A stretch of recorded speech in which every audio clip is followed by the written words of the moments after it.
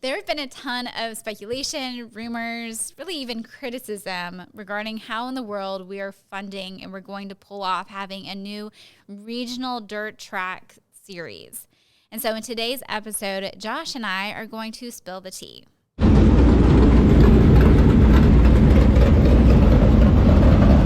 Welcome back to High Speed Hustle. I'm Joshua Joyner, Series Director for the Hunt the Front Super Dirt Series presented by Sweet Victory Apparel. And I am Liz Joyner. I am a motorsports attorney. So I'm not going to make you wait until the very end in order to get the answer. The answer is our business model.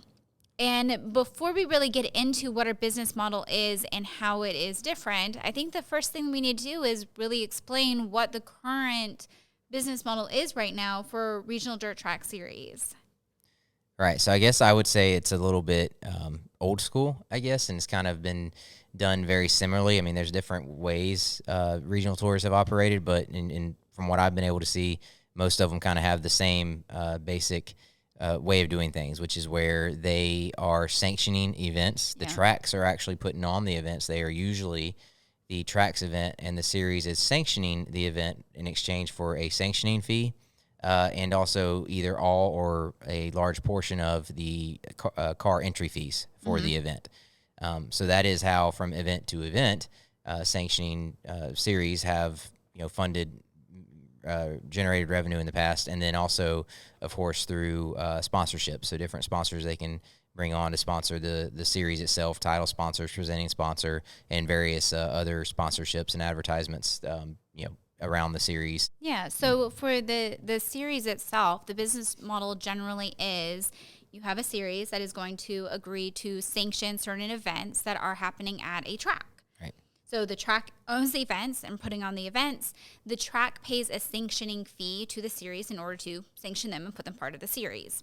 And so the way that the series is able to operate, because it has staffing, equipment, marketing costs, is through sponsorships and these entry fees and then these sanctioning fees.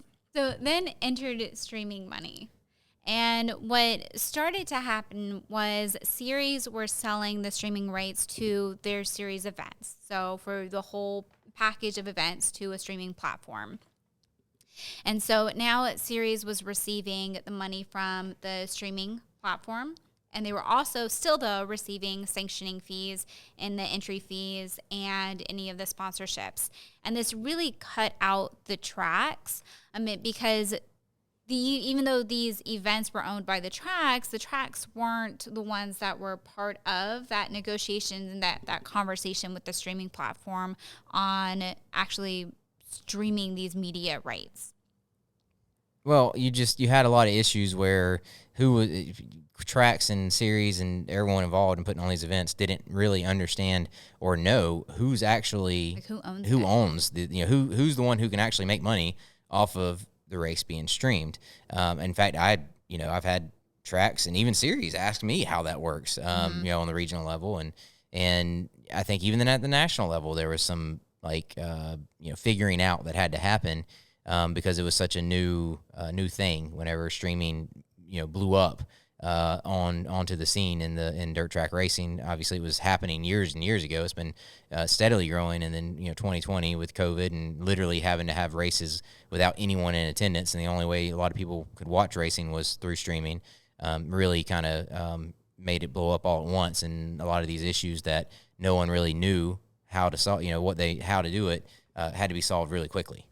Right, because it just wasn't a business model that was being used. It wasn't a rev share model. And we had actually had a conversation about it back in Alltech, I don't know, what was it, October, November, something, in which we were talking about the fact, in my mind, I couldn't really wrap my head that a track was paying a sanctioning fee to a series and giving away for free the streaming rights to their event. And so I had created these videos way back then before we even had any idea we were going to be putting on a series or having a streaming platform. And so we realized that, we had a lot of criticism regarding that business model because it didn't really seem fair to the tracks. But I will also say, to be fair to the series and to be fair to the streaming platforms, that one, with the streaming platforms, I have not seen these contracts, but I can guarantee as an attorney, like within these agreements, there is a requirement that the series was supposed to be getting these media rights licensings from each of the events. And so from the streaming platform's perspective, I don't think they did anything wrong. I know there's going to be a lot of criticism of that, but I don't think that there was anything done wrong there, because that is a normal model in getting these mass events like this.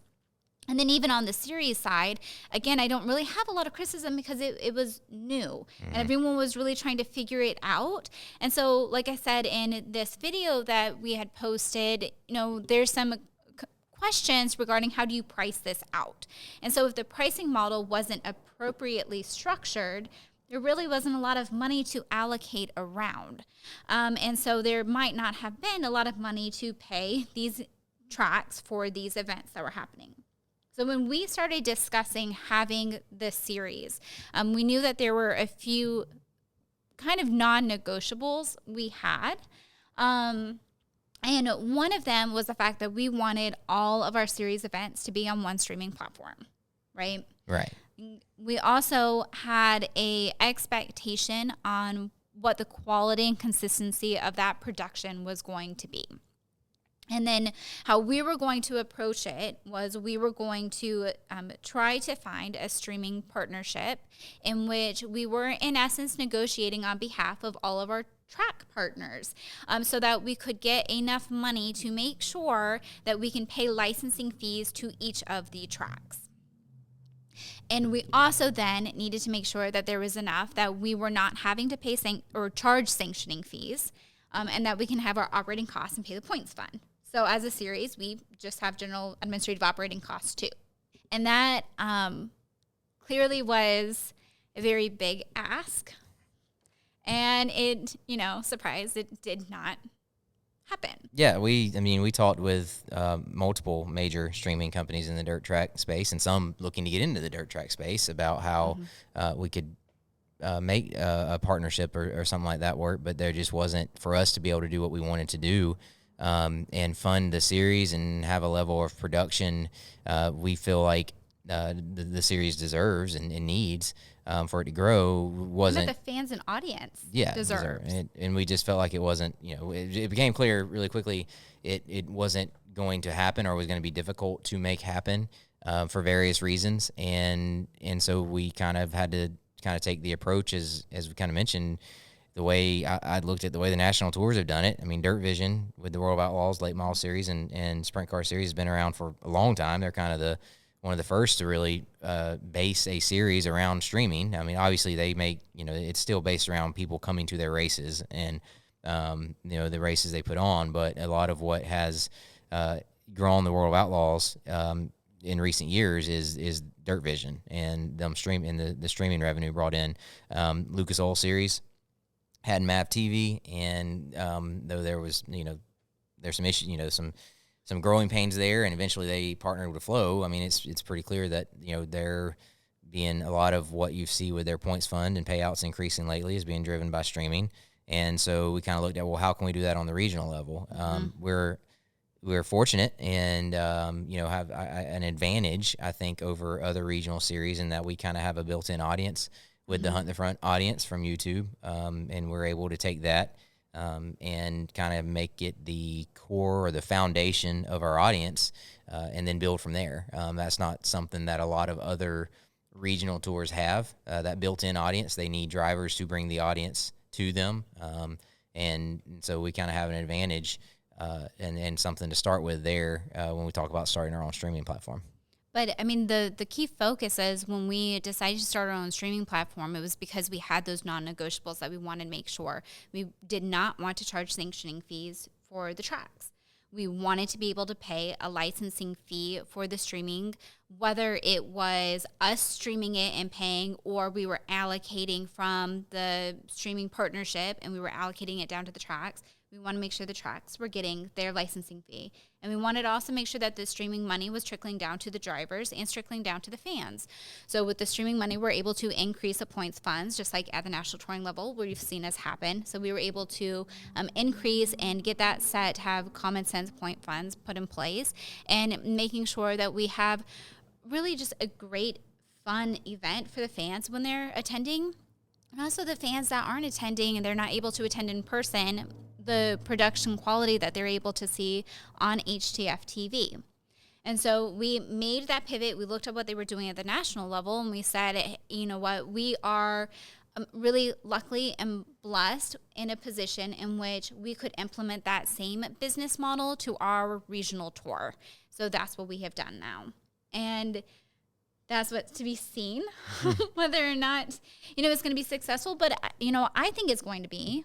I know you do. I think our partners think that it's going to be successful. Well, that was one reason we started Hunt the Front TV earlier than the series, was to get an idea to gauge our audience, the Hunt the Front audience's interest in watching our events. And, we've done it, it's not like we're knocking it out of the park and making millions over here, but we're doing well enough that, okay, we feel like we can fund this series and support the tracks that are putting on these events for us, for our series, the way we need to, and be able to put together lucrative points fund, a loyalty program for the drivers. And like I said, really important is to, bring revenue to the track. So we've seen that we think we can do that, and we've set a conservative, we feel like, outlay of points funds and different monies this season to get through year one and hopefully expand from there. But definitely we're pretty excited about it, and it seems to be working so far.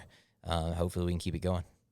So, particularly with this business model, we have, the core is it is a series, and it is we have one company that is running that promotional aspect. So our series, any events that we are putting on specifically, and then the streaming company and the race team, all of that is completely separate with this. So the revenue that's coming in through HTF TV is going in to operate the series, operate the streaming company, allocate it to the tracks, trickling down to the drivers and to the fans. And it's going to be a really exciting year to see how this turns out.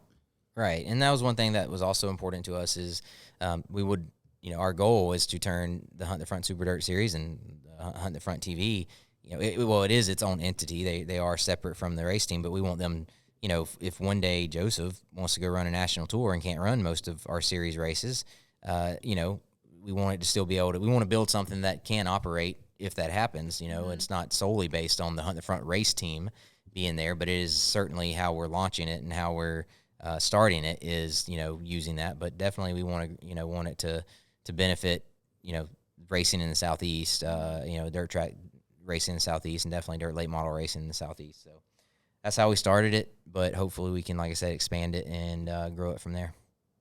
Well, so if you haven't already signed up and gotten a subscription for HTF TV, we are having a promotion in the month of April, in which if you sign up, whether you are a renewal or you are a new subscriber, there is going to be a drawing at the end of the month. Yes. Just anyone who signs up, new subscriptions or renewal, everyone who pays a subscription in the month of April will be entered into a drawing, and the winner will get a Hunt the Front driver door panel. So you can choose between the Joseph, Jesse, or Jonathan door panel, and we'll send it to you. So make sure you do that before the end of the month, before that closes. We hope that you enjoyed today's show, and if so, it would really be helpful to us if you would smash that thumbs up button. Until next time, though, we think that you will enjoy one of these next videos.